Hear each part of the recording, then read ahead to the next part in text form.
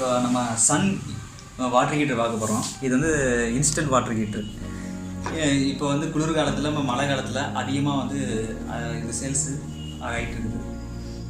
இது வந்து ரொம்ப ஈஸியான மெத்தடில் இன்ஸ்டாலும் பண்ணிக்கலாம். மெயின்டெனன்ஸும் ரொம்ப கம்மி தான். இப்போ நார்மலாக இப்போ ஒரு வீட்டில் 4 பேர் குளிக்கிறாங்கன்னா சில பேர் வந்து மேலே பாத்ரூமில் 10 லிட்டர் 5 லிட்டரில் மாட்டிருப்பாங்க. சில பேர் வந்து பக்கெட்டுக்குள்ளே வந்து ஹீட்டரை போட்டு கொதிக்க விட்டுட்டு யூஸ் பண்ணுவாங்க. அவங்க பார்த்தீங்கன்னா அவங்களுக்கே ஒரு ஆளுக்கு அரை மணி நேரம் ஆயிரும். அது பாத்ரூமில் மாட்டிருக்கிற ஸ்டோரேஜ் ஹீட்டருன்னு பார்த்தீங்கன்னாலும் உங்களுக்கு எப்படினாலுமே 10 நிமிஷத்துக்கு மேலே ஆயிடும்.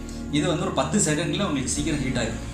20 செகண்டில் இருந்து இது கண்டினியூஸாக நான் ஸ்டாப்பாக உங்களுக்கு வந்து பக்கெட்டில் வந்து டேரெக்டாகவே சுடுதண்ணி தான் வந்துட்டு இருக்கும். இதே ஒரு ஹாஸ்டலில் யூஸ் பண்ணிக்கலாம், ஹாஸ்பிட்டலைஸ் பண்ணிக்கலாம், கிச்சனில் வேறு எங்கேயாவது நீங்கள் பாயில்டு வாட்டர் யூஸ் பண்ணுறதுனாலும் இதில் ஈஸியாக யூஸ் பண்ணிக்கலாம். உங்களுக்கு பவர் கன்சப்ஷன் கம்மியாகும். மேக்ஸிமம் பார்த்திங்கன்னா இது 16 ஆம்ஸ் டாப்பு இதில் கொடுத்துருப்பாங்க. அதை தவிர வந்து பின்னாடி வந்து பார்த்திங்கன்னா உங்களுக்கு வந்து ஒரே ஒரு ஆணி அடித்து ஹேண்டில் மாதிரி தொங்க விட்டுருக்கலாம் ஈஸியாக. இதில் வந்து இன்புட்டு இந்த சைடு, இதில் வந்து இந்த பைப்பை எடுத்து இதில் இன்செர்ட் பண்ணிவிட்டு ஆப்போசிட்டை வந்து நீங்கள் எந்த பைப்பில் வேணாலும் கொடுத்துக்கலாம். இன்புட்டு இந்த வழியாக இன்புட்டு வந்து அவுட்புட் வந்து உங்களுக்கு வந்து பக்கெட்டில் விழுகிற மாதிரி இருக்கும்.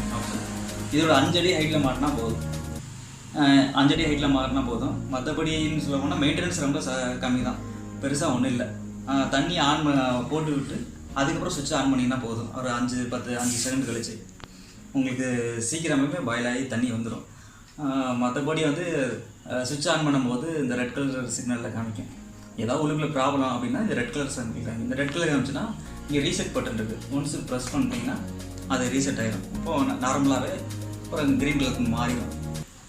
மற்றபடி என்னோடய ரேட்டு ரொம்ப கம்மி தான். ஈஸியாக மெயின்டைன் பண்ணிக்கலாம். இன்ஸ்டாலேஷன் ரொம்ப ஈஸி. நீங்கள் வந்து எங்கே வேணாலும் எடுத்துகிட்டு போய்க்கலாம் கையில். அடுத்து நம்ம டெமோவை பார்க்கலாம். நம்ம அன்பாக்சிங் பண்ண போகிறோம். உள்ளே வந்து ஒரு ஹோஸ் ஒன்று கொடுத்துருப்பாங்க. அப்புறம் ஹோஸ் கேலர் ஒன்று இருக்கும்.